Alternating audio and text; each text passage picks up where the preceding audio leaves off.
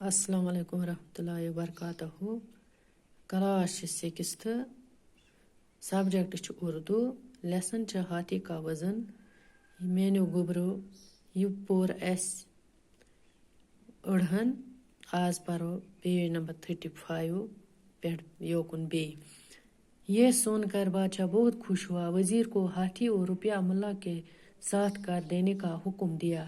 دپان یل بادشاہ یہ بوز یہ سا گو خوش. وون وزیرس دپنس ہوس تو روپیہ تل تو گھس امس ملس امس ناو چلاون ولس ست اور خود بھی درباریوں کے ساتھ دریا کی طرف چل پڑا تو پان تہ گو دربارین سے دریاوس کن.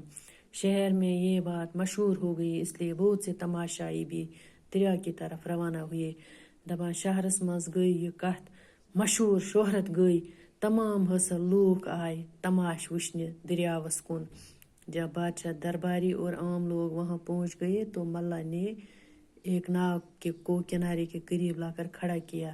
دپان یل بادشاہ دربار عام لوگ تو اور وت تو ناو ول ہسا لگو ناو کنارس دریاو کنارس کرن کھڑا. ہاتھی کو اس پر سوار کیا گیا. کھولن ہوس ات نائے پیٹ. ہاتھی کے بوجھ سے ناو کا کچھ حصہ پانی میں ڈوب گیا.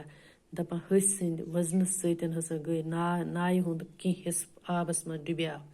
جہاں تک ناو پانی میں ڈوبی تھی وہاں ملا نے نشان لگا دیا.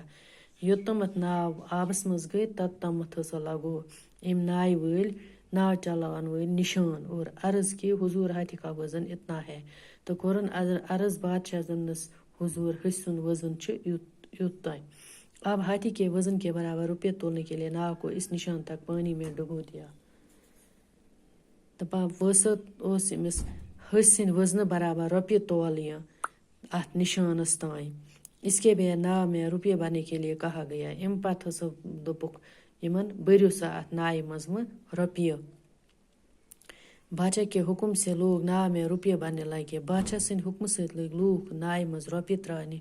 ناو پانی میں نیچے ہوتی گئی. ناو لج آبس مز بن کن گسنے. جب نشان تک ناو ڈوب گئی تو ملا نے کہا یل نشانس تائیں ناو ڈبیا تو ام ناو چلاون ول ونک بس اب ہاتھی کے وزن کے برابر ان روپیہ کا وزن ہو گیا.